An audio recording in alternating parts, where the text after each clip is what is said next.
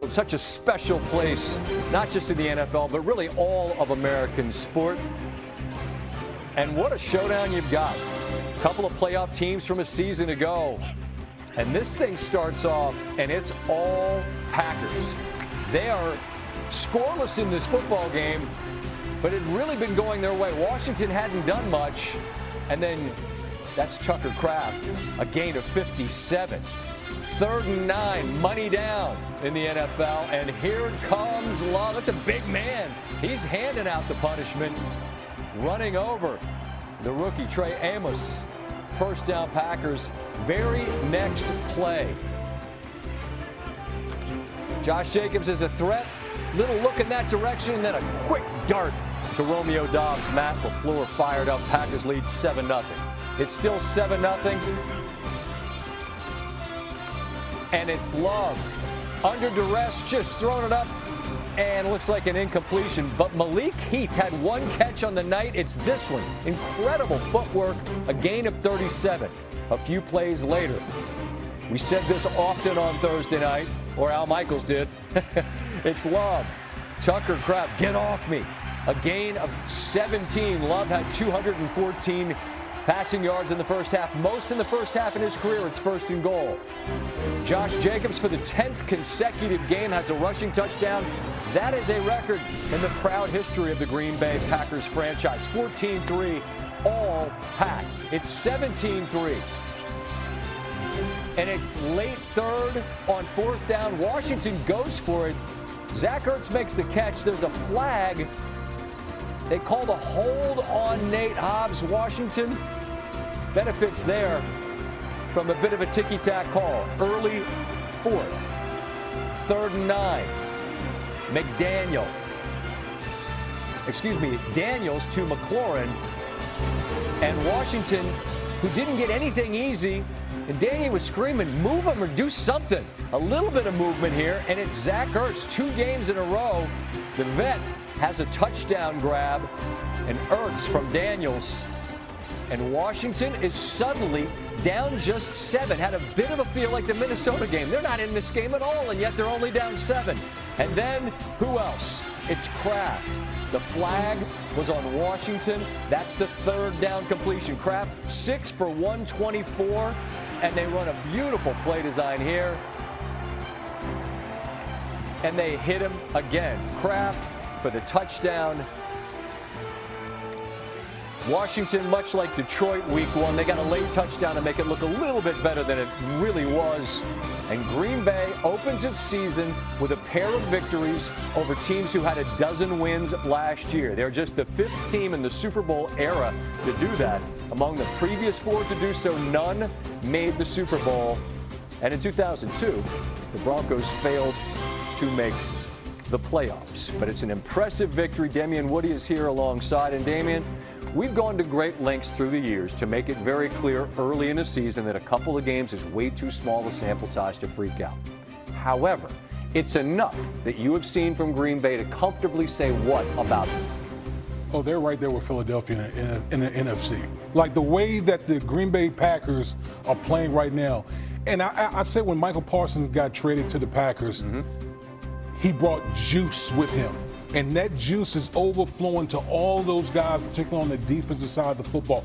Scott, we saw the whole game, how those guys are hunting like hyenas out there, flying all around the field. Listen, this is the Washington Commanders team last week that ran for like 220 yards. Yep. They had 51 yards rushing tonight, okay? They held this Washington Commanders team in check. And when you're playing this well defensively, think how aggressive that Jordan Love and company on offense can play, knowing that they have a defense that can totally back them up. It certainly helps frame what was a really disappointing week 1 from Detroit, right? You see a game like this against a team who made it to the NFC Championship game in Washington, who has an explosive offense. They didn't go nuts against New York, but New York's got a nice front as well.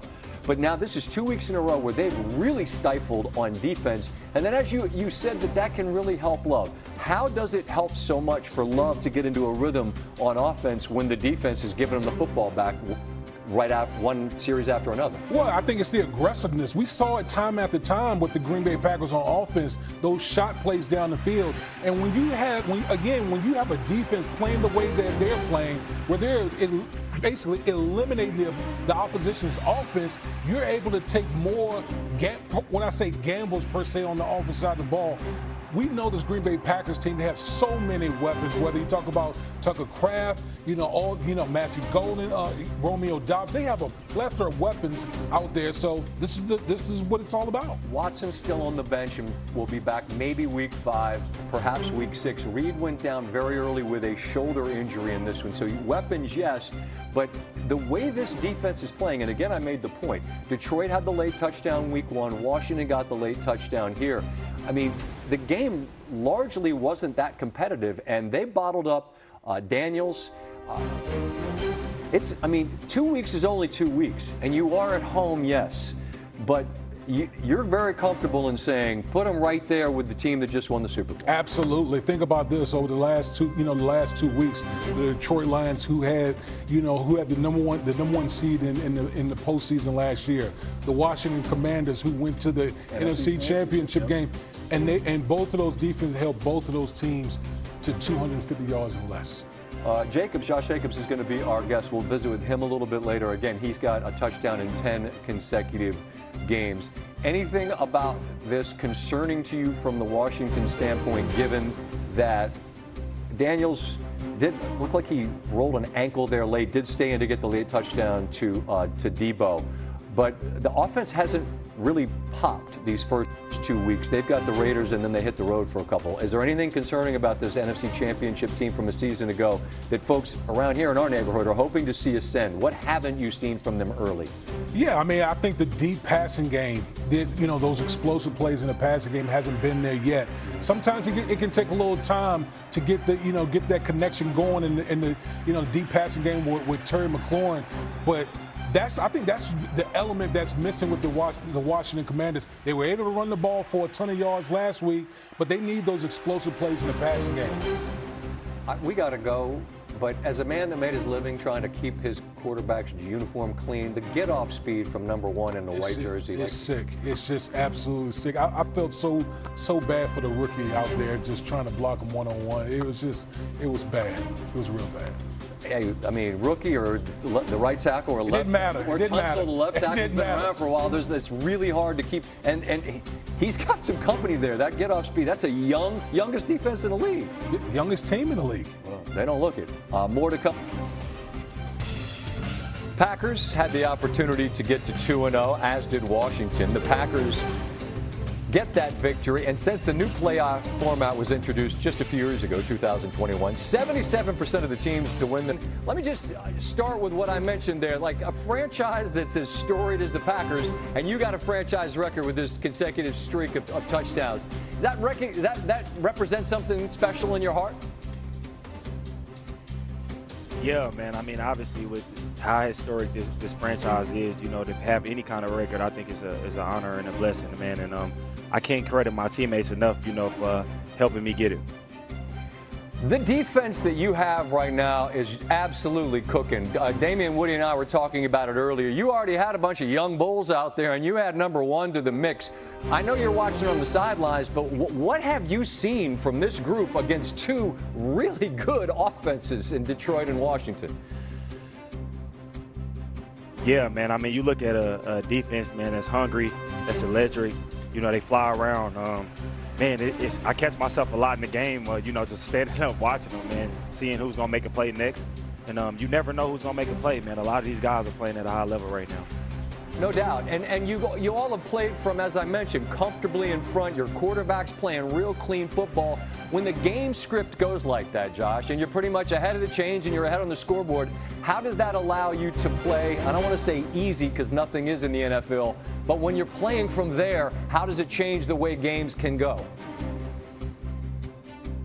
It definitely make you, get a little more creative, when you had a ball, even, play calling, you might dial up some things that you normally wouldn't call. But, man, I know as an offense it feels fun. You know, whoever the guy is making a play, the next guy making a play, we celebrated together, man. So it's been real fun these last 2 weeks. Tucker Kraft get a game ball or something? My man went bananas tonight. Yeah, man, he did. He deserved it, man. I mean, if you see the way that this dude works on a day-to-day basis, the way he leads, you know, as a captain and things like that, man, I think he definitely deserves, you know, the type of night that he has, and I hope he can keep stacking. All right, let me close with this. I mentioned Damian Woody. He's here with me every Thursday, and I asked him, what are you comfortable saying about the Packers? He said, I put them right there with Philadelphia. I know it's just week 2, but how do you describe the sort of belief that's among this group that, as I said, was already awfully talented and had one of the best in the game in Parsons? Where do you all mentally here early in September? Yeah, man. I mean, we felt like last year we left a lot on the table, man. And we brought back a lot of guys and then added some really good pieces. And, we feel like we're right there. Obviously, we got to come in day to day and, work out the kinks and, take it week by week. But we definitely feel